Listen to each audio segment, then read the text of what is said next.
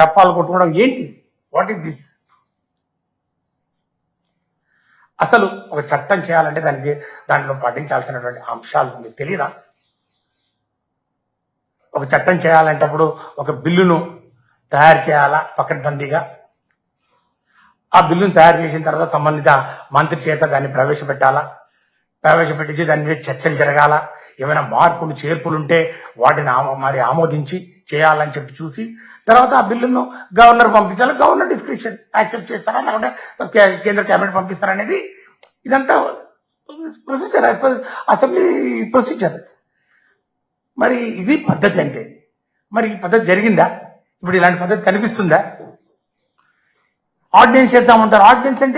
Ordinance అనేది కేవలం కొన్ని నెలల పాటు సెషన్ టు సెషన్ మధ్యలో ఇంటర్వ్యూ పీరియడ్ లో ఏదైనా చట్టం చేస్తే దాన్ని ఆర్డినెన్స్ ఉంటుంది. ఎందుకంట చట్టానికి ఇప్పుడు అంత పవర్ఫుల్ కాదు కదా. ఆర్డినెన్స్ అనేది ఒక తాత్కాలిక వెసులుబాటు. మీకు అసెంబ్లీ ఉండే లాస్ట్ డే పెట్టుకొని లాస్ట్ డేలో మీరు ఈ యొక్క లఘు చర్చకు ఇంత పెద్ద అంశాన్ని పెట్టడంలో ఎక్కడో ఏదో చిత్తశుద్ధి లోపించట ఈరోజు ప్రజలందరూ అనుకుంటా ఉన్నటువంటి మరి విషయం ఎక్కడో స్పష్టత కనపడని విషయం. మరి ఏ రకంగా న్యాయం జరుగుతుంది దళితులకు అనే విషయాన్ని కూడా ఒకసారి దీని మీద ఈ రాష్ట్ర ప్రజలందరూ కూడా దీర్ఘంగా చర్చిస్తా ఉన్నటువంటి విషయాన్ని కూడా నేను మనం చేస్తా ఉన్నాను. రాజీవ్ రంజన్ రిపోర్ట్ ఇచ్చారు, మార్చి 10 ఇచ్చారు. మార్చి 10వ తారీఖున రిపోర్ట్ ఇచ్చినప్పుడు ఆ రిపోర్టు క్యాబినెట్ లో పెట్టారు. పెట్టిన తర్వాత ఆ రిపోర్ట్ పబ్లిక్ డొమైన్ ఎందుకు పెట్టలేదు? దాని మీద అందరూ చర్చించేవాళ్ళం కదా. ఏమైనా డౌట్లు ఉంటే దాని మీద మళ్ళీ దాని మీద క్లియర్ గా మనం ఒక స్పష్టత తీసుకొచ్చేవాళ్ళం కదా. మరి ఆయన నిన్న ముఖ్యమంత్రి గారు అసెంబ్లీలో మరి చంద్రబాబు నాయుడు గారు కొన్ని విషయాలు చెప్పారు. ఆ విషయాలేంటో మరి ఎవరికి అర్థం కాలేదు.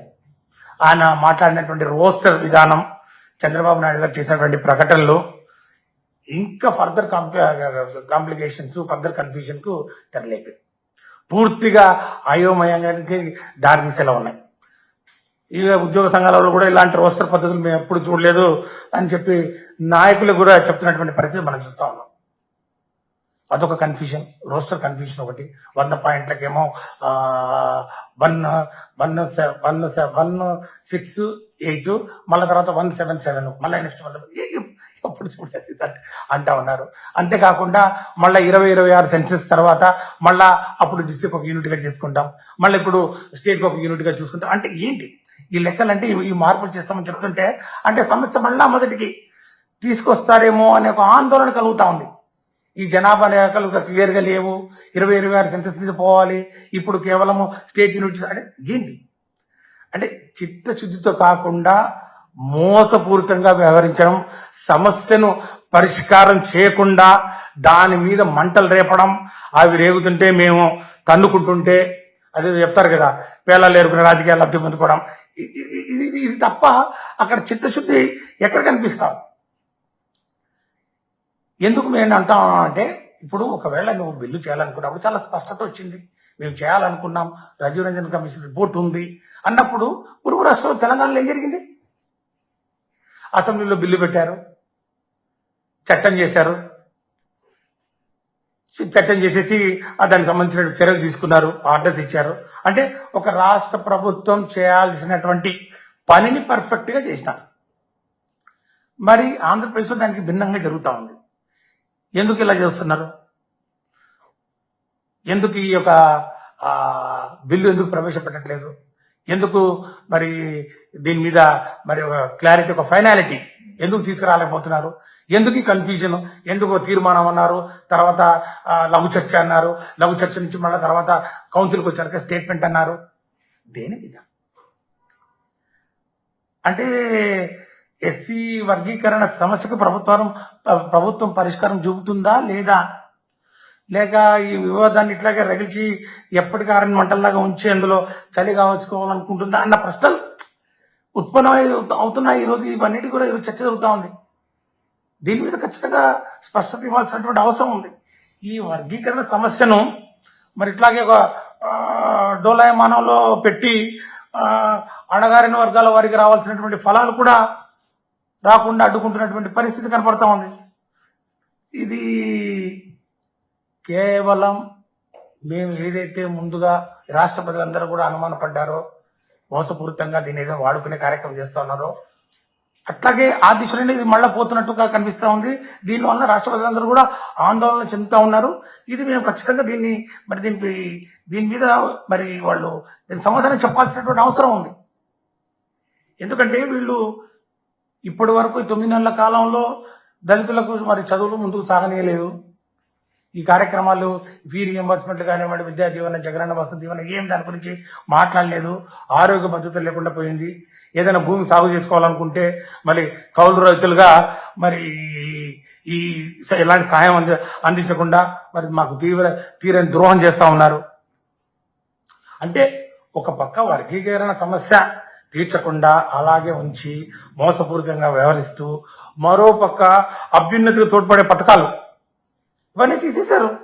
ఇవన్నీ వెన్నెముకలాగా జగన్మోహన్ రెడ్డి గారి ప్రభుత్వం ఇచ్చినటువంటి మరి పథకాలు ఏవైతే ఉన్నాయో మా వర్గాలకు భరోసానిచ్చే పథకాలు, ఫీ రియంబర్స్మెంట్ కానివ్వండి, వసతి దీవెన కానివ్వండి, విద్యా దీవెన కానివ్వండి, ఏమీ లేవు. తల్లికి వందనం ఉన్నారు, అది ఇంకా మొదలు పెట్టలేదు. ఇంగ్లీష్ మీడియానికి దూరం చేశారు. పాఠశాలలో నాడు నేడు లేదు, చేయూత లేదు, రైతు భరోసా లేదు. అంటే గతంలో జగన్మోహన్ రెడ్డి గారు ఇచ్చిన పథకాలన్నీ మరి ఇవన్నీ తీసేశారు. ఇంకోవైపు వారు ఇచ్చినటువంటి వాగ్దానాలు ఏవైతే ఉన్నాయో అవి కూడా అమలు చేయలేదు. మరి ఇప్పుడేమో ఈ యొక్క వర్గీకరణ నెపంతో ఈ ముఖ్యమంత్రి గారి మొదటి సిగ్నేచర్ ఏదైతే ఉందో టెట్ కానివ్వండి, డిఎస్సి కానివ్వండి, దాన్ని ఊసే లేదు. ఇప్పుడు ఈ వర్గీకరణ ఈ కన్ఫ్యూజన్ లో నెట్టారు. ఈ 2026 మరి సెన్సెస్ మీద మళ్ళా జిల్లా ఒక యూనిట్ చేయాలంటారు. ఇప్పుడేమో స్టేట్ ఒక యూనిట్ అంటారు.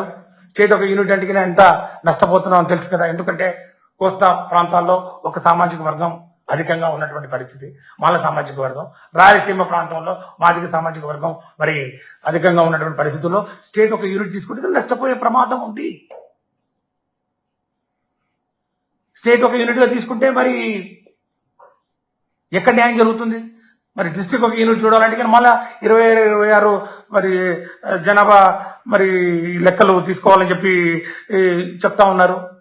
ఏమిటి కన్ఫ్యూషన్? ఇది కేవలం ముందుగా మేము ఏదైతే అనుమానపడి చాలా స్పష్టంగా చెప్పడం జరిగిందో ఇది మనసా వాచ కర్మేణ అందరికీ న్యాయం జరగాల, మరి దళితుల్లో మరి ఉపకులాలను విడగొట్టకుండా మరి ఎస్సీల్లో ఐక్యత పెంచడానికి, వారిని బలోపేతం చేయడానికి మరి ఏదైతే జగన్మోహన్ రెడ్డి గారి ప్రభుత్వం కృషి చేసిందో ఆ దిశలో సుప్రీంకోర్టు జడ్జిమెంట్ ముందుకు తీసుకుపోవాలని చెప్పి మేము స్పష్టంగా చెప్పడం జరిగిందో ఈ రోజు కూడా దాని మీద మేము కట్టుబడి ఉన్నాం. ఆ విధంగా జరగడం లేదనే విషయం చాలా స్పష్టంగా కనబడతా ఉంది. నిన్న జరిగినటువంటి ప్రొసీడింగ్స్ కౌన్సిల్లో కానివ్వండి, అసెంబ్లీలో కానివ్వండి జరిగినటువంటి తీరు తెన్నులు చూస్తే మరి తర్వాత దాని మీద ఈ మీడియా, ఎల్లో మీడియా చేస్తున్నటువంటి నానా హంగామా ఈ యొక్క సమస్యను పక్కదో పట్టించే మరి కార్యక్రమం నడుస్తూ ఉంది. ఇది ఇంతకన్నా దారుణం ఇంకేముండదనే విషయాన్ని కూడా చాలా స్పష్టంగా చెప్తా ఉన్నాం. మేము చాలా డిమాండ్ చేస్తా ఉన్నాం. దీన్ని స్వార్థపూరిత రాజకీయాలకు వాడుకుంటూ అవకాశవాద రాజకీయాలకి మరి తెరలేపుతూ మళ్ళా ఈ సమస్యను పరిష్కారం చేయకుండా దీన్ని నాంచే ధోరణి ఇది కరెక్ట్ కాదు. ఖచ్చితంగా ప్రజలు దీనికి గమనించిన రోజు వారి తగిన శాస్తి మరి చెప్తారని చెప్పుకుని నేను మనం చేస్తాం.